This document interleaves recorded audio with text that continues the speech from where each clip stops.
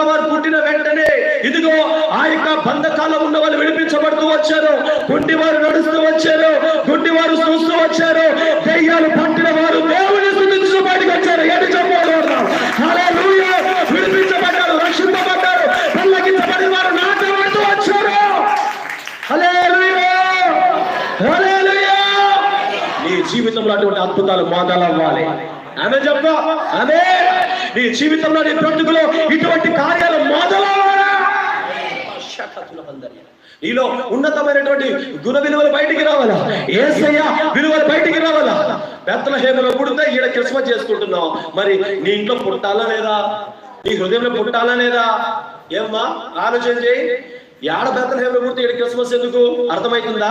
బెత్లెహేములో పుడితే బెత్లెహేములో చేసుకుంటావు, బద్దెలో పుడితే బద్దెలో చేసుకుంటావు. నీ హృదయంలో పుడితే నువ్వు చేసుకోవద్దా? ఎప్పుడు పుడతాడు మరి?